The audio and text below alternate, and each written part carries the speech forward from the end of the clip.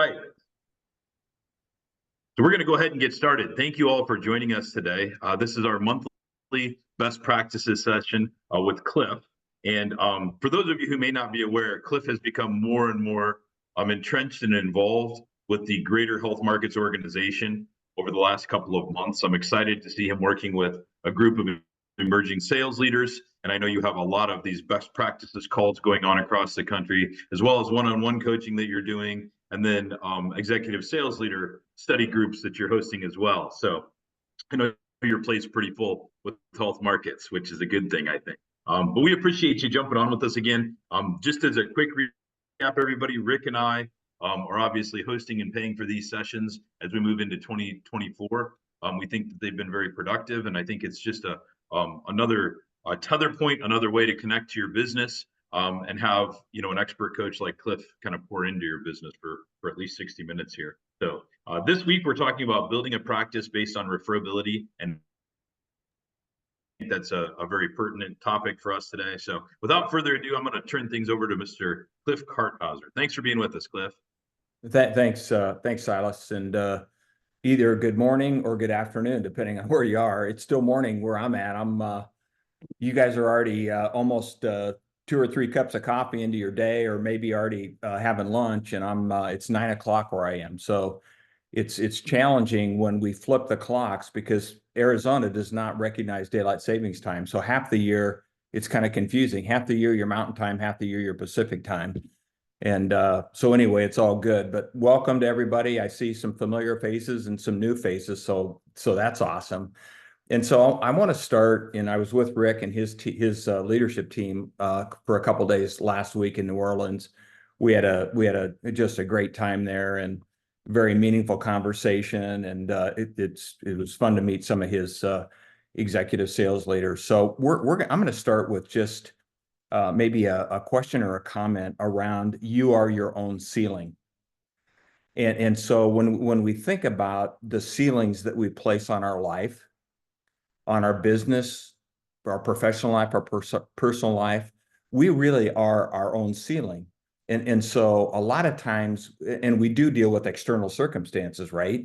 And sometimes those external circumstances that are out of our control, as difficult as they sometimes are, they will never be the actual root cause for the ceiling that we place on our business. That ceiling is really how we respond to that situation or that circumstance. And our ceiling is really our refusal. It's our refusal to allow those circumstances to define where we are and where we want to go. And that's true for building a practice based on referability and advocacy as well. So when you take responsibility for your life, for your business, for your success, what happens is you're releasing your power. And I want you to think about it that way. And what happens is now that ceiling is a ceiling of your own making. A lot of those ceilings they're mental. They're ceilings of our own making. So we can decide to remove that ceiling at any time. So sometimes what happens is our biggest limiting factor is ourselves. It's our mindset towards anything that's new. And so when you have a breakthrough, and I want all of you to have a breakthrough this year as it relates to building more referability and advocacy into your business. And we're going to talk about that today. So when you have a breakthrough, what happens is you get above your ceiling.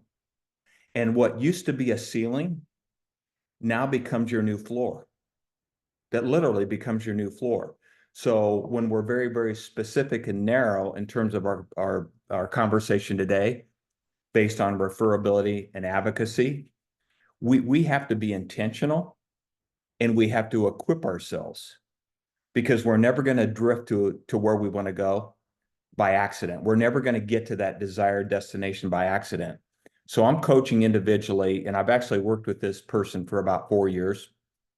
He finished in the top 20 this past year.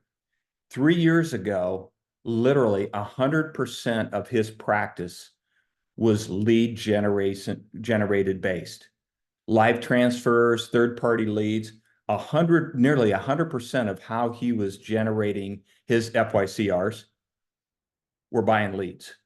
Buying leads, he was spending $3 to $4 grand a month to buy leads, lead generation. And I know some of you that are new, we kind of have to start there. And I know Silas and Rick, their teams, and all of you're doing a lot of these things, and I want to applaud you for that. You're not lead dependent, but this individual was very lead dependent. Roll the clock ahead 3 years, 80% of his business now is referred lead generated. Only 20% is based on him turning on live transfers, purchasing leads, third-party leads, UHC leads, et cetera. So he has completely flipped the script on how he's building his business. And so he's now building his practice going forward based on the importance of garnering referrals, building advocacy within his book of business. So on a macro level, you have to get clear. Big picture, you have to get clear on the mechanics and the motivations that really lead to consistent referrals. And so you have to start by asking yourself 2 questions. Hopefully all of you have the handout or the guide in front of you with some of this, but you have to start with these 2 questions. Number 1, why don't they? And number 2, why should they? In other words, if you're not getting enough referrals right now, we have to start and ask ourselves, why aren't I getting referrals? Why aren't my customers, my clients referring me? And then that second follow-up question is, okay, why should they? And so most of your customers, they don't go there because they're unclear on how it looks to get involved, maybe in someone else's life, and potentially put their own reputation on the line. So there's this psychological thing that's going on, because it is a behavioral thing. Building a practice based on referability, and I'm going to touch on this in a bit, it literally is a behavioral thing. And so a lot of people, they don't want to put themselves in a compromising position. What's that individual going to think? Or what if it doesn't go well? They're undermined by this subconsciously. And so what happens is they just don't get involved, even when the opportunity is presented. And so it's not that they're unconvinced or maybe unmotivated. There's just some uncertainty about referring, so they just don't. And so unless a customer is crystal clear about how it will reflect on who? On them. Unless they're really clear on how that's going to reflect on them, there's a blockage. There's a blockage. And I'll open it up here in just a bit for a thought or a question or a comment, but there's this psychological blockage. And so there's this nurture-nature dynamic at play. Now with some people, some of your customers and clients, you don't have to overthink it. They're just wired that way. They like to come through for people like you, and they're on the lookout to make those connections. Some people are just wired that way. But you can also nurture this attitude with others. You can literally nurture the attitude of thinking about you and what you do and the people that need your services. You can actually nurture that. So look at the word coincidence. Where does the word coincidence stem from? It stems from the word coincide. Coincide. So a friend or a family member or someone in their inner circle, they have a need, and that need aligns and coincides with the confidence they have in you as their agent or trusted advisor. It literally coincides with the need. So they've got a friend, a family member, someone in their inner circle, and they have a need that coincides with who you are and what you do.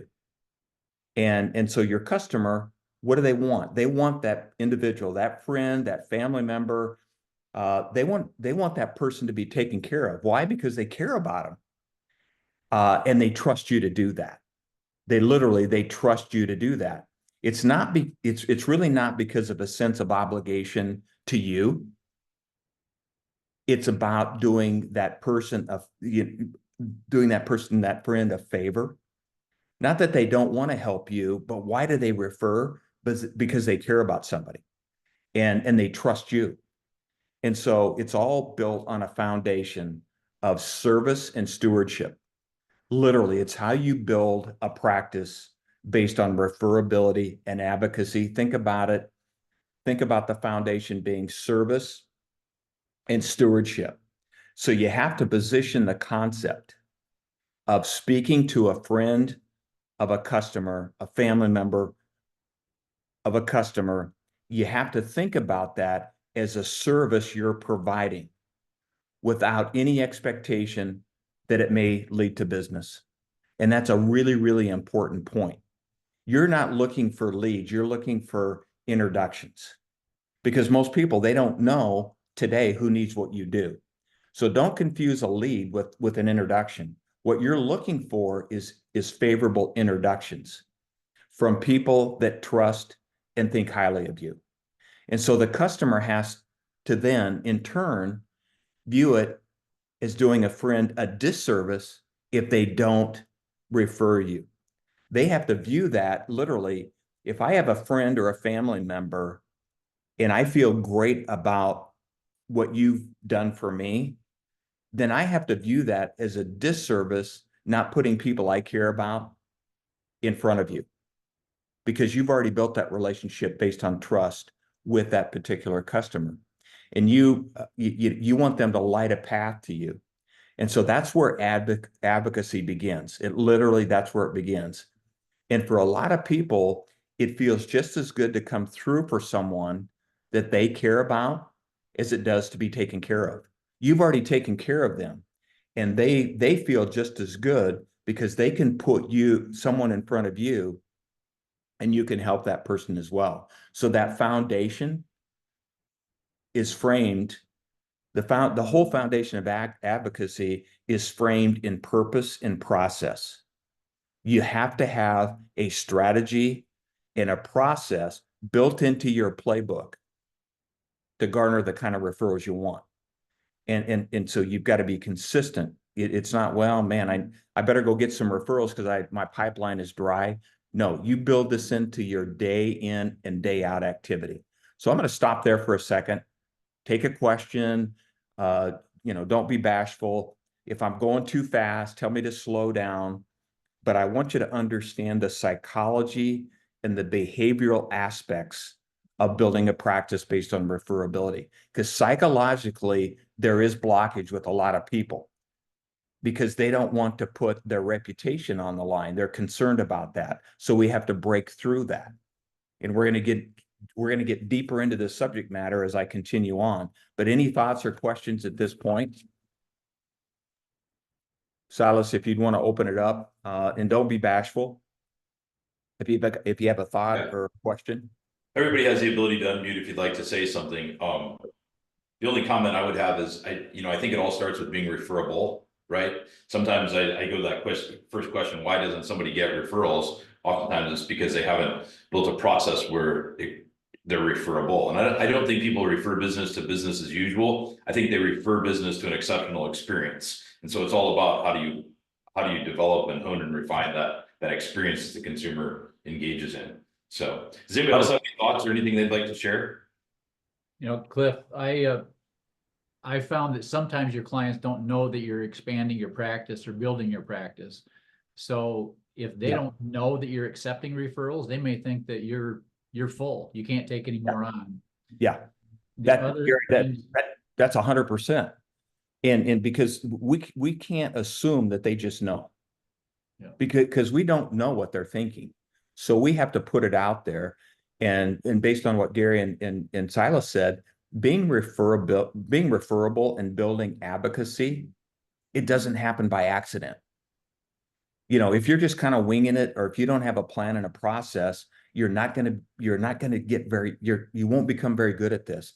So it doesn't happen by accident. It happens by design. You have to design your deployment as it relates to referability. And so what is your plan? What is your strategy? What does your playbook look like as it relates to referability? So step one is we have to define the what and why. We have to define the what and why. Step two, we have to define the who and how. And so when you think about what and why, it's an introduction. So think about, we want referrals, we want names, but it's an introduction. A lot of times when you put this out there, your customer or client, what they think you're asking for is someone who needs exactly what they just did. They need to purchase Medicare sup or critical illness or life, and they don't know people that needs that particular product, but they know people. People know people. So you're not looking for a lead, you're looking for a name. You're looking for a favorable introduction that they can make. So it's an introduction. So focus more on the activity rather than the implied productivity, because we don't know what that's going to lead to. We want a favorable introduction. People that they care about and they're most closely aligned with. That's what we're asking for. Then tell your customers why you do what you do. It's rooted in your sense of purpose. Helping people is why you chose this profession. And it's one of the most fulfilling aspects of your job. Put it out there. Why you're doing what you do, what and why is critically important. Paint that picture and punctuate this by saying, if you introduce someone to me, they don't need to become a customer to take advantage of the service that I provide. You don't want them to assume that the person they refer you to has to become a customer or a client. They do not have to be a customer or client to take advantage of the service you provide. So you want to be that resource for questions and concerns the people they care most about have.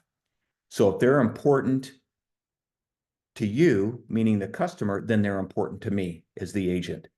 So if they're important to you, your circle, if they're important to you, I just want you to know they're important to me as well. And then who and how. Who and how. Be sure and paint the picture of who they should introduce you to.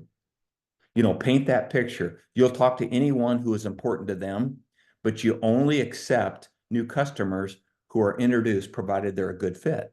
So you've got to paint the picture of the ideal prospect you're looking for. Paint that picture in their mind and make sure you have a description of that profile. You want to give them a picture of that profile. So your communication of who you're looking for is really important. They fit the type of business that you do. And so what you want to do is also outline for your client, customer and client, how to get things rolling. We can't just assume they know. So we have to outline what that looks like. So you have a process and you share that with them. I have a process in place that you would use to make an introduction. And so step one is to give you a call.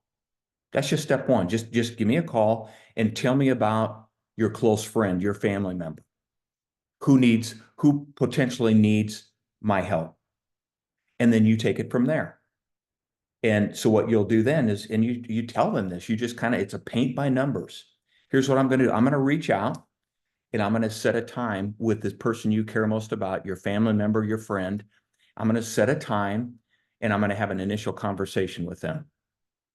There's no expectation it needs to go any further than that. You're led by them. You're led by them. So you're explaining to your trusted client, your customer, exactly how you're going to treat this person they care most about. You have a process. Now, if they want to meet after that initial conversation, then you're going to schedule time and then you're going to send out, and you don't have to do this. This is just how I did it, but it worked well. You're going to set a time, whether that's virtually, in person, on the phone. But prior to that, you're going to send out your introductory kit. Maybe that's just a little information about you and what you do. Critically important. And so they can learn a little bit about you, learn a little bit about your practice and the process you use in advance. And then you go from there. You go from there. It's really that simple. because this will start to multiply. Again, in 3 years' time, and I'm not going to tell you who it is. He probably wouldn't care if I did. Many of you'll know if I mentioned the name. But 3 years ago, 100% of his practice was lead dependent. Today, 20% is lead dependent. He's built a practice based on referability and advocacy. The power of one advocate in your business is worth 7 to 8 referrals every single year. And you'll convert most of those referrals into clients, because an advocate is different than a client. A client empowers you fully. They trust you. They believe in you, that you've done everything you possibly can for them. You put a fence around all their affairs, but rarely, if ever, do they refer. You've got all their business, but rarely, if ever do they refer. Now, sometimes they will refer when you bring up the subject, when you ask them, who do you know that I could be of service to, that I could help? And they will, because they trust you. So occasionally they will refer, but it's only when we're present in the moment with them, because outside of that, they're not thinking about you and what you do. And so how often are you present in the moment with one of your clients? Once a year, twice a year? It's not monthly. And so if they're only thinking about you and what you do when you're in a conversation with them, it's not often enough. And so when you take a client and you turn that client into an advocate, and you won't do this with everyone. You don't have to do this with everyone. But when you take that rungs on the ladder and you move a customer to a client and then a client to an advocate, here's what an advocate does. They think about you and what you do, even when you're not present in the moment with them. They're thinking about how they can help you grow your business. Because of the experience they have in working with you, they trust you. So you want as many people thinking about you and what you do, even when you're not with them. Just think about that. And so if you had, and you got to start with one advocate, many of you have multiple advocates, but let's roll the clock ahead, and let's say you had a goal and an objective this year to build 10 advocates inside your business. That's worth 70 to 80 quality referrals you don't have this year, because every advocate will, and I've tracked this for 25 years. It's true for me, it'll be true for you. 7 to 8 advocates, or one advocate is worth 7 to 8 referrals. And so over time, could you build 5 advocates and then 10? Absolutely, you can over time. Now, not every customer or client is going to become an advocate, but we need to think about, how do we build advocacy within our business and give them an experience that precedes us? That you rise above the noise, you rise above the crowd, you rise above your competitors. So you want to paint that picture of who you're looking for, that ideal client profile. When getting referrals and building advocacy into your practice, it's also important to keep your customer informed. So that client, that customer that refers you, you want to keep them informed. You want to keep them updated on how things have gone with the people they introduce you to. It's just another way of you saying thank you. Thanks for the opportunity to help someone you care most about. So remember, advocates call you directly on behalf of someone they care about. They ring your phone. Customers endorse you and tell their friends to call you. And we know how that typically works out. It's not that they wouldn't endorse you, but how many times are they gonna then be proactive enough, even though you've been endorsed by a customer? How many times are those people going to call you?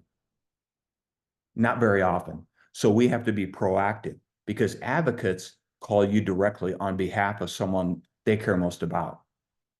What does it take to be referable, to receive introductions? It comes down to one word.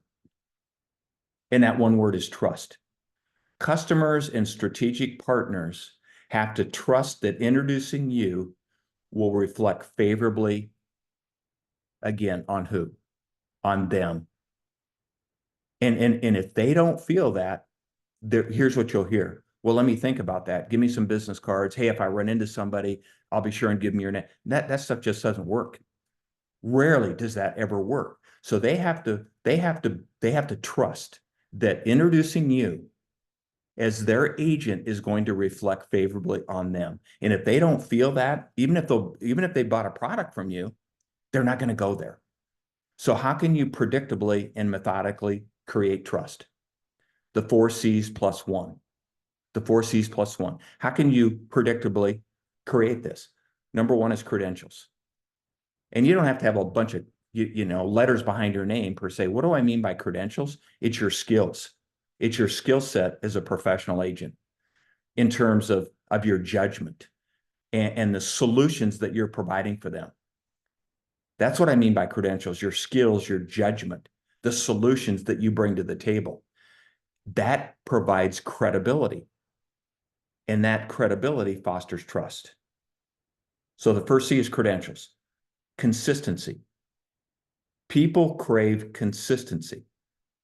And the knowledge and experience you bring helps you meet and exceed those expectations they have of you. And as often as you can, you don't want to just meet the expectation. You want to exceed that expectation. When you exceed, you become memorable.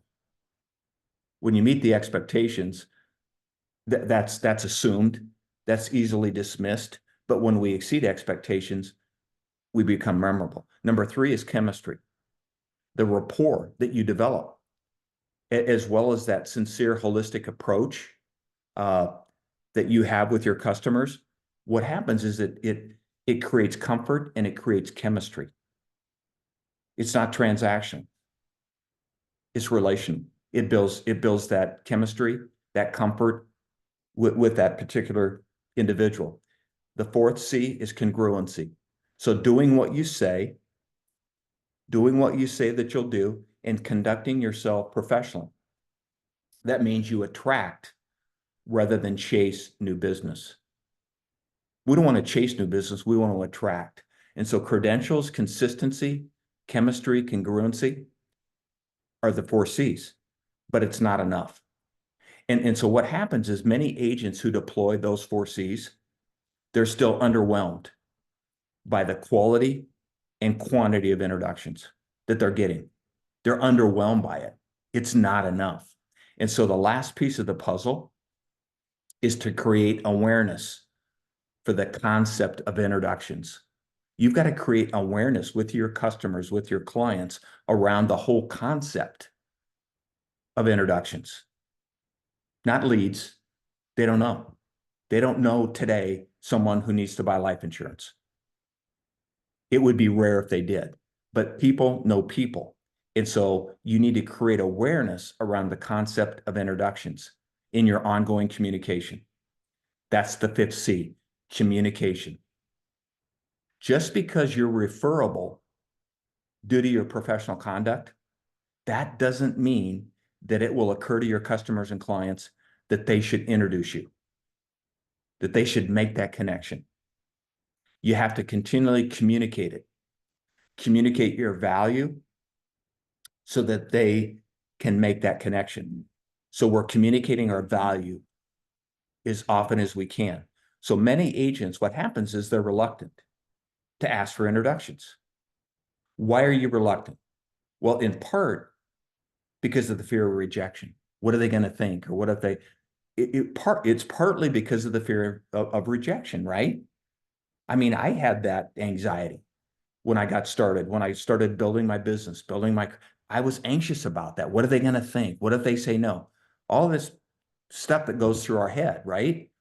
But primarily, so that is one of the issues we have to overcome, but primarily it's because they don't want to put their customers on the spot or potentially undermine the trust that they built. So they don't go there. They don't go there. Anybody have a thought on that? Is that making sense? Part of it's the fear of rejection, but part of it is, man, I'm going to put this customer or client on the spot, and what are they going to think? Is that going to undermine the trust that we've already built? but we have to take that next step. We have to take that next step.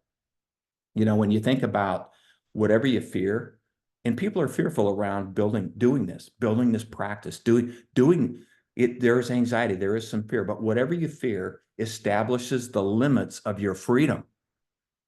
And so we have to go there, even though we're concerned and man, I've never done this. I'm not sure how to do it. You just start. You take the first step, because whatever you fear, if you're fearful and you're concerned about this, whatever you fear establishes the limits of your freedom. So we have to confront this because it'll establish new limits for us. And we want to use that to an advantage. We want to leverage it. What do most people do when they're afraid of something or fearful? They turn the other way and they run as fast as they can away from it. We want to run towards it. So when it's all about building a practice based on referability, advocacy, you want to accept that as part of your business and have a strategy that you can deploy. Here's an important key.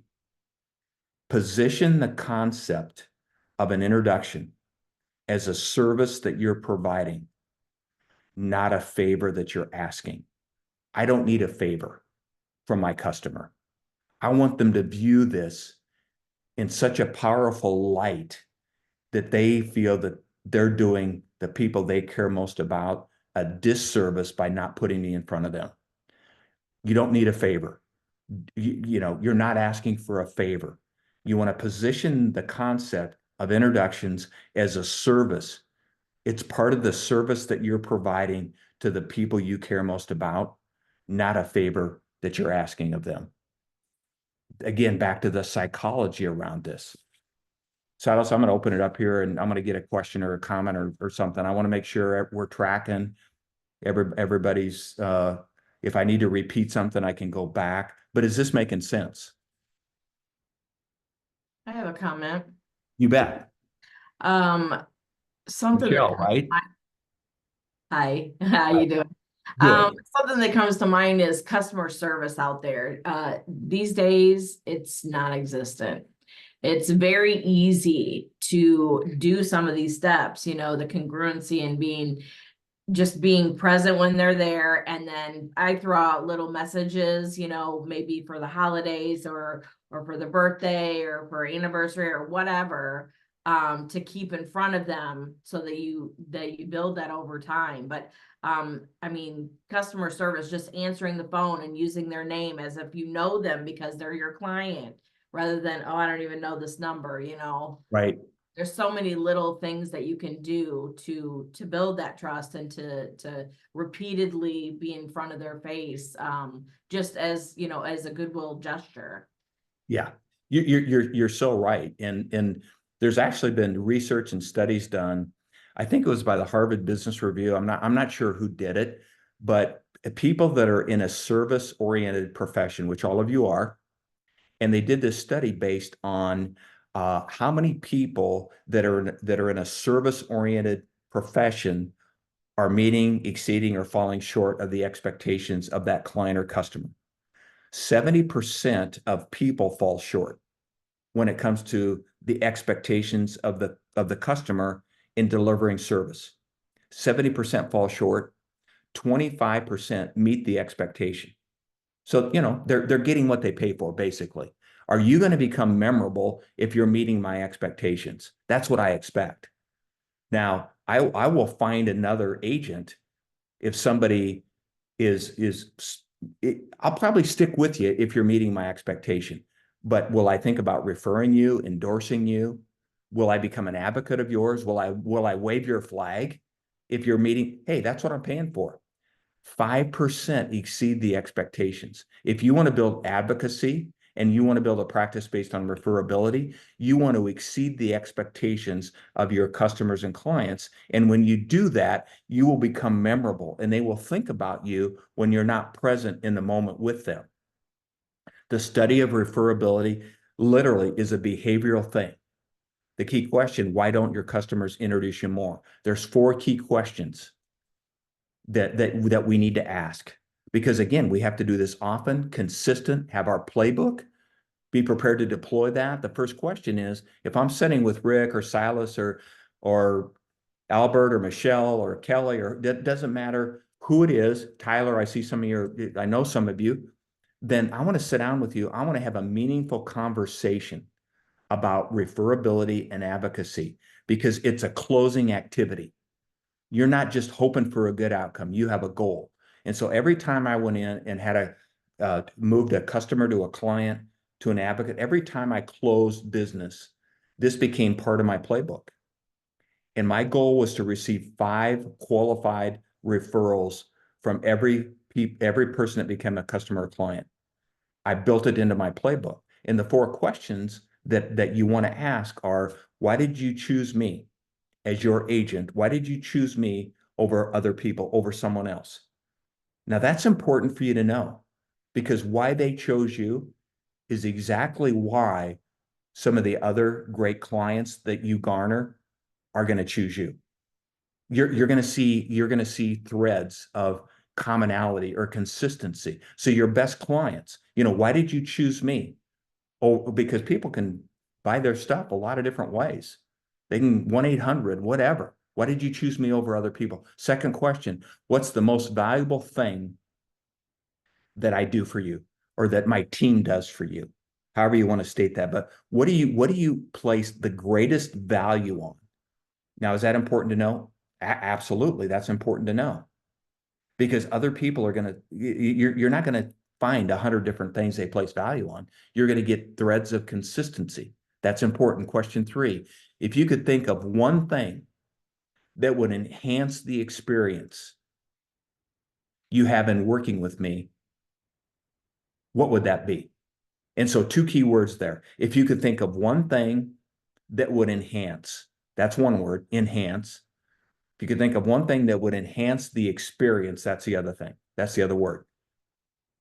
If you could think of one thing that would enhance the experience you have in working with me, what would that be? Boy, that's important to know. And the fourth question, how do you want me to approach the subject of referrals without compromising our relationship? How do you want me to approach, again, you put it out there. How do you want me to approach the subject of referrals without compromising our relationship? The last thing you want to do is compromise a relationship you have with your best clients. But you're not going to. But you want to put it out there. Let them be the guide here. But you're putting it out there. Why did you choose me over other people? What's the one thing we do that you value more than anything else?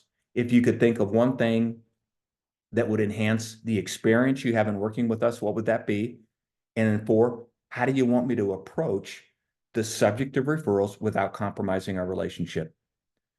The power of reminding your clients, communicating the concept of a customer introducing a friend or a family member, someone they go to church with, whatever. It's an ongoing activity. And so you want to create awareness. You want to create awareness of the concept of introductions. They're not thinking about these things. Back to what Gary said, they may think you're full. Gary's been doing this for many, many years. He's so busy, he's not even looking for new clients. You put it out there. There are 4 pieces of the awareness puzzle. Again, creating that awareness of the concept, 4 pieces of the awareness puzzle. Give them a reason to talk about referrals. Nothing is more powerful than a customer inquiring about the concept of referrals. And so here's a tagline. Here's a tagline you can use on all communications that you have with your customers, that they receive from you. Here's the tagline: an introduction from a customer, or use the word client, whichever you prefer. An introduction from a customer is a tremendous compliment and huge responsibility that can never be taken lightly. That's a tagline.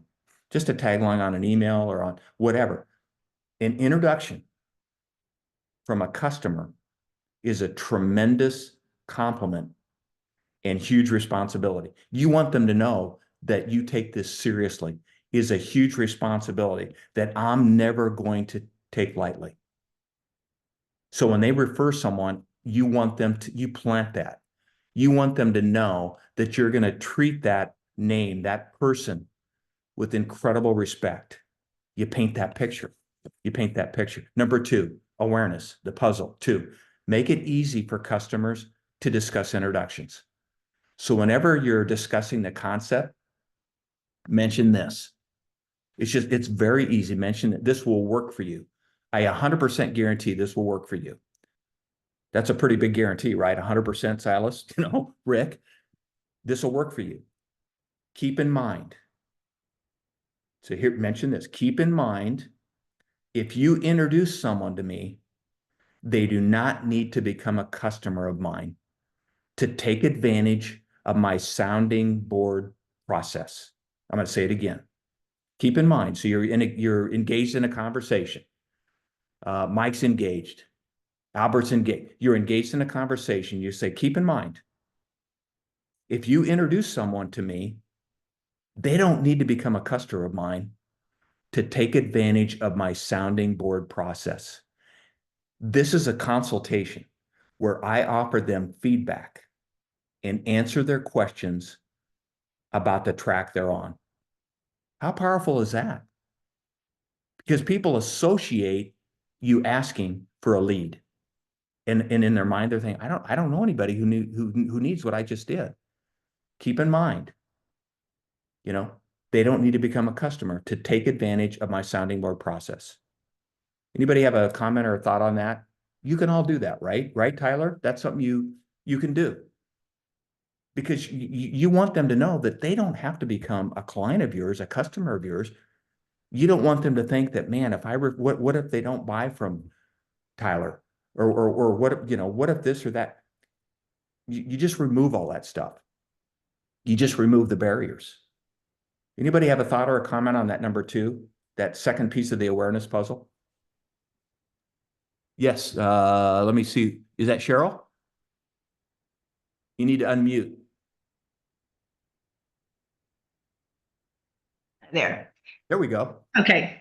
I had a question on your 4 points of the questions that you ask, and how do you want me to approach the concept of referrals without compromising our relationship? What kind of responses do you get to that question? That's an interesting way to word it. So like, what do people say to you? Almost 100% of the time, they're going to say, well, no problem. It's you. I trust you. How can I help you? I mean, but you Right. put it out there because you don't want to assume, but Right. I've never had people literally virtually ever have people say, I'm not, because the people you're asking, you've already built a relationship Right. based on mutual respect, credibility, trust. And maybe you're not comfortable with all those questions with every single person, but you're going to know. Because what you want to do, what's the goal? So when you think about a loyalty ladder, every single maybe not everybody, but majority of people in your geographical market, they're either a suspect, a prospect, a customer, a client, or an advocate. So your goal, so you think about the top 3 rungs: customer, client, advocate. What's your goal? Your goal is to achieve conversion. Mm-hmm. You want to convert customers to clients, and then some of your very best clients, you want to convert them to advocates. Mm-hmm. Because I'll tell you, every advocate you have in your business is worth 7 to 8 referrals. Right. Now you're probably all going to be better at this than I was, but that was my numbers. And so I didn't want to chase leads. I wanted to build predictability into my business. Because when you turn on a live transfer, you have no clue. And 60-70% of those they're not all that great. I have no control over who's going to ping my phone, or if I buy third-party leads, I have no control over where they're coming from, who they are, what they look like. If you build a practice based on referability, you're building predictability into your business. And you want predictability, right? Mm-hmm. Yeah. You want predictability into your business. Great question, Cheryl. Any others? Got a couple. I have a comment more so. Okay. A lot of times, most times, I feel like people need a sense of direction, even our customers. And I feel like an easy approach that I use is, like after we, take care of whatever we need to take care of, I tell them, if I had to ask anything of you, all I ask is for you to think of my name when this topic comes up. Yeah. Just think of my name. And then that it's so simple. Yeah. And then they have no reason not to bring me up, in the topic of health, life, Medicare. Yeah. That's great. You're putting it out there. And you'll, all of you will get better and better. I mean, somebody on the call, and I'm not going to say who it is, but they track this and you have to track it. Where are they coming from? What source? Then what were the results? So you get a name, you get where did that come from? You want to thank you, handwritten note back to the person that gave you the name. Where you start to move them through your process. You're going to convert a lot of those to customers, to clients. But it's important to know. And there's somebody on this call that they're receiving on average 20 to 25 referrals into their business every month without asking. And you know who it is on the call. They've shared that with me. They sent me the spreadsheet. Here's how this looks. Here's where they're coming from. Here are the results. Here's how many I converted. Can you imagine having a practice where 20 to 25 referrals roll in every month without asking? That's power. That's where you want to get to. Now, this person's been doing this for a number of years. So those who aren't real comfortable with this, you set a goal. And so if you're getting 0 now, or you're getting 2 per month, or whatever the number is, set a goal. We want to get better at this. We want to raise the bar. Rick's told me that he kind of has three pillars or 3 prongs. A third from, marketing, a third from leads, lead generation, and a third from referrals. And that's a great way to look at it. If you're getting started, leads are more important than they're going to be to you later on, because it's a way to get started in the business. It's a line in the water. But don't become 100% lead dependent. That's just my thought and philosophy on this. The third piece of that awareness puzzle, remind them forever. People forget. In every form of communication you have with a customer client, remind them that you accept introductions without asking for them. Just keep putting it out there. Calls, review meetings, texts, emails. Keep reminding them. And number 4, validate them. Validate them by deploying an impeccable process, back to that word process, driven by best practices. So whenever a customer introduces you to someone, you know that at some point down the road, those 2 people are going to talk. So a great customer, they introduce you to someone. At some point, they're going to have a conversation about this. Those 2 people will talk, and the experience you provided will come up in that conversation.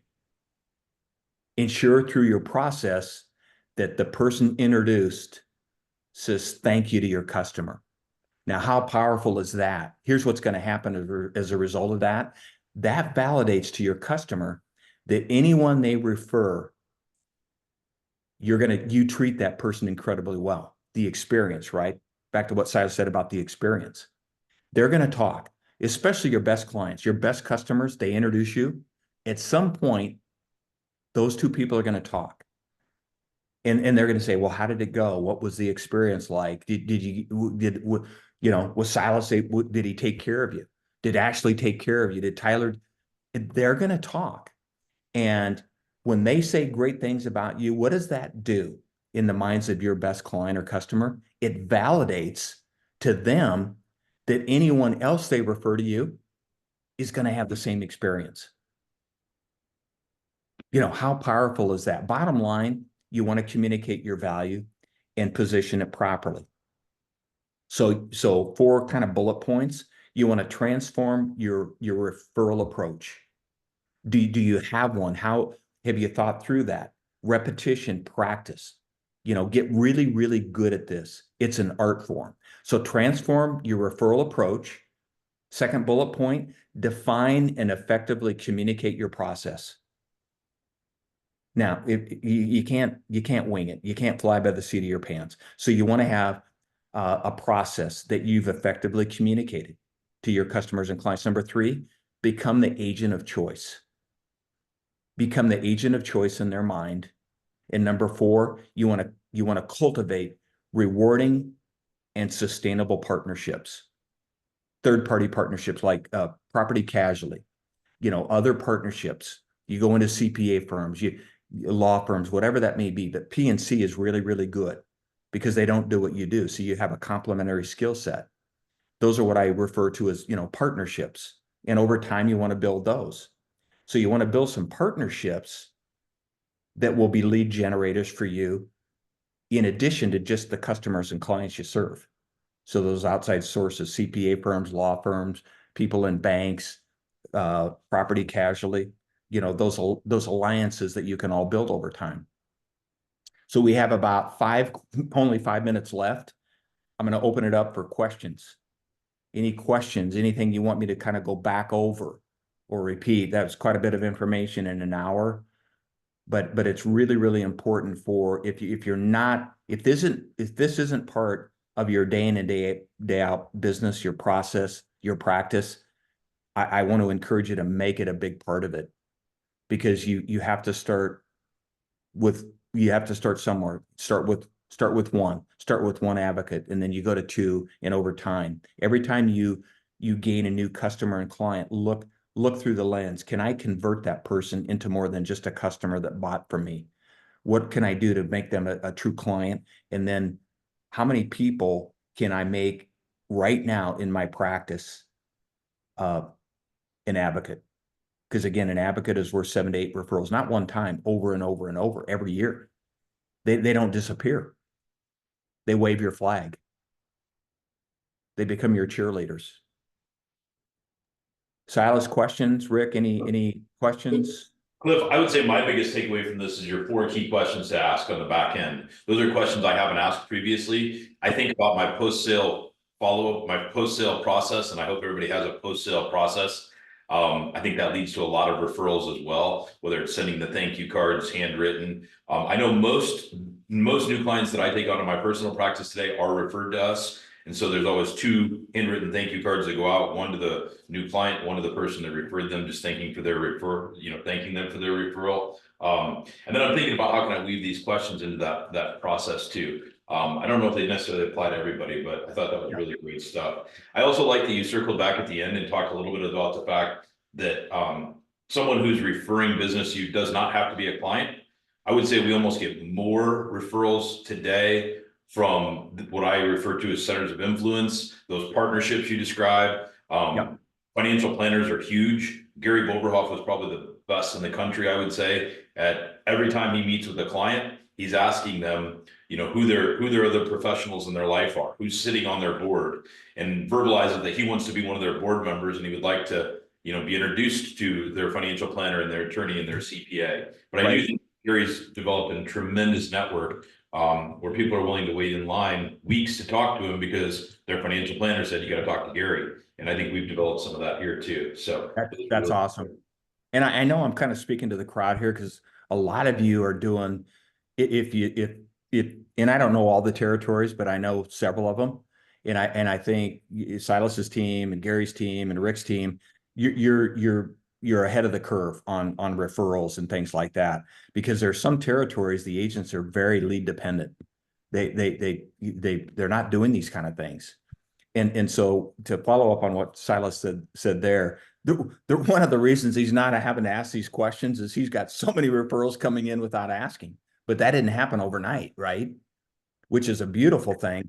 But the point, the key words, hey, you don't have to become a client to take advantage of my sounding board process. They're not hearing that stuff from anybody. It elevates you in the eyes of that prospect or that client or that who you're in front of. Hey, they don't need to become a client to take advantage of my sounding board process. I'm going to give them feedback. If they're important to you, they're important to me. And you remove that because all of a sudden, psychologically, they're thinking about this different, right, Dan? I see Dan, my buddy. They're thinking about this differently than, man, Cliff's asking for a lead. Dan, I don't know anybody. Hey, they don't have to become a client to take advantage of my sounding board process. If they're important to you, they're important to me. Any other thoughts, questions? Got 1 minute. I've got more time if you have it, but I know you're all busy. So we try to keep these to an hour. Cliff, I just want to thank you again for taking the time. to spend with us. Been great stuff. The group here really enjoyed it. Thank Awesome. you. Awesome. You're welcome. I want, and I don't say this lightly at all, and I mean it. I consider it an honor and privilege once a month to be with all of you. I really do. And so some of these lessons next month, I'm working on this, but I'm going to share with you mastering the 6 foundations of a successful practice. It's a work in progress, but mastering the 6 foundations of a successful practice. So what are they? And so we're going to unpack those 6 foundations that will lead to a successful practice. And there's probably more than 6, but these will kind of be my 6, and we can add to it. But anything else, Silas or Rick, or for the good of the cause, Gary? Any other thoughts, questions? If not, we'll I think this has been good, Cliff. We appreciate your insights and pouring into our team as always. I will tell you, if you attended today and you want to listen to a recording, we will have a recording available. So reach out to your sales leader. If there's pieces of this you want to recap or go back through, Rick can facilitate that, or I can facilitate that on our side. But thank you to everyone for joining us today. We'll be back again in about 30 days and do this again. So thanks for engaging, Cliff. Everybody take care. Hey guys, make it a great day. Thank you, Cliff. You betcha.